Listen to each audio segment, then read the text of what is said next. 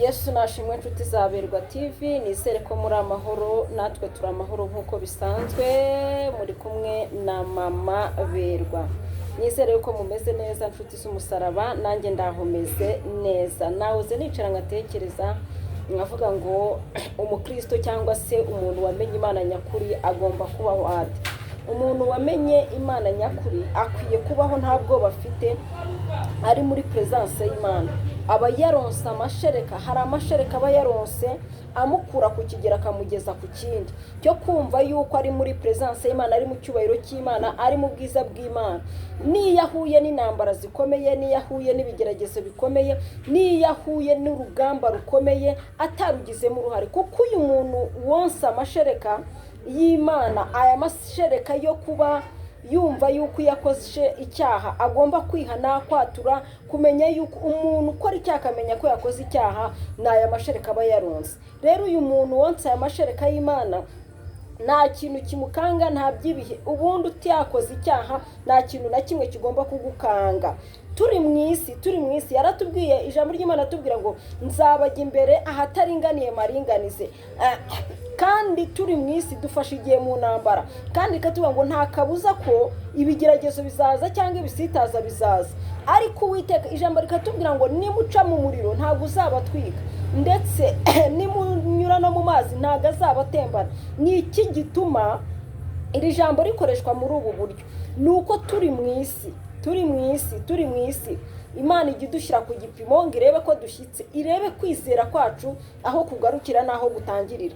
Rero uyu muntu wamenye Imana, birashoboka yuko wahura n'urugamba rukomeye, birashoboka yuko wahura n'intambara zikomeye, birashoboka yuko wahura n'ibigeragezo bikomeye, birashoboka yuko wahura n'ishuri rikomeye, birashoboka yuko n'abana babura minerivare, birashoboka yuko nawe ubwawe wabura ukabwirirwa, birashoboka yuko wabura n'imyambaro. Ariko mwibuke Barutolomayo, ubwo yarari ku nzira, igihe Yesu yamutobaga utwondo akareba, bakamaza ngo mbese uyu w'impumyi ninde wakoze icyaha, ni ababyeyi be cyangwa se ni ubwe? Yesu akababwira ngo ni ukugira ngo imirimo ya data igaragarire muri we. Imana nishimwe.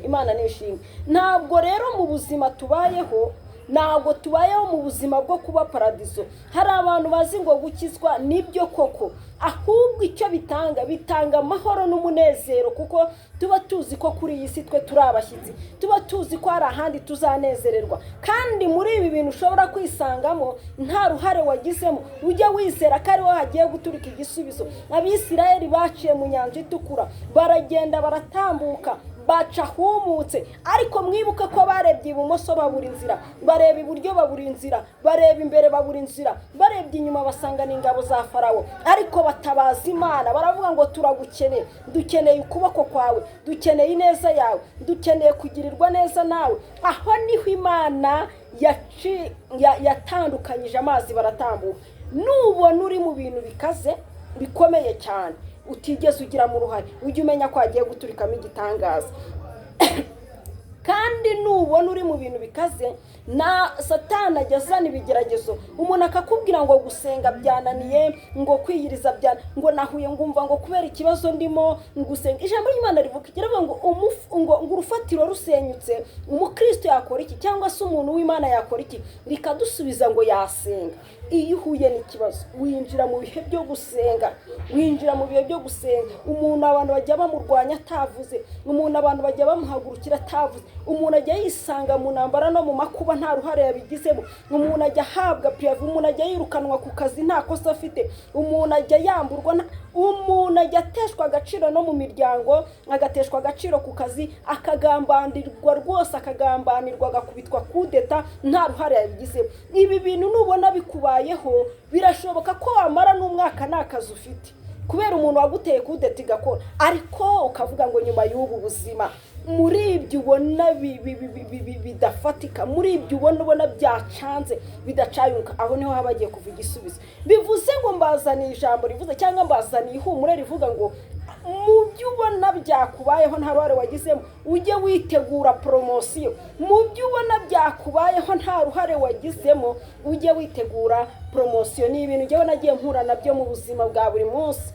mu buzima bwa buri munsi, mu buzima bwa buri munsi hari ukuntu ikintu kikubaho, cyane cyane nk'uko umuntu aba akodesha amazu ya business bakaguha pirive, ukarira udasinze, ntabwo bishobora kongera kumbaho. Ikibazo cyose nahura nacyo sinshobora kongera kumbaho, pfa kuba ntabwo mfite uburenganzira bwo guhagarika umuntu ngo ntume pirive, cyangwa se ntabwo mfite uburenganzira bwo kubwira umuntu ngo ntunyirukane ku kazi. Oya, ndi mu kazi ke, nta kindi kintu nakora. Ariko aho ngaho niho Imana iba igiye gukorera, niho Imana igiye gukorera. Nahoze mvuga ngo abantu twarakijijwe, dukizwa ubusambanyi, dukizwa ubujura, dukizwa ubwibone, dukizwa amanyanga, dukizwa kubeshya n'ibindi bintu byinshi bitandukanye, ariko dusiga akantu kamwe ko kudahereza Imana ngize mu buzima bwacu bwose, mu mibereho yacu. Aka kantu twasize rero ni akatwereka ngo turashoboye.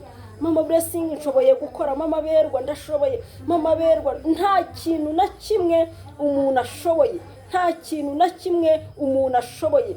Muririmbye no uzi umwuka wera ngo ugira neza bugacya bukira. Imana iyo yagize neza bugacya bukira, kandi ijambo rigatubwira ngo uduhe ibyo kurya bya none by'uyu munsi. Isengesho niyo yaba ari umukarani ujye umwubaha, kuko kandi nawe ajya abyuka asenga ashima Imana. Nubwo ubona bagenda mu mamodoka bamwe, nubwo ubona baba mu mayetaje, nubwo ubona hari iki, ariko kuba nawe uri umukarani wabyutse ukikorera, Imana ifite uko itunga abantu bayo.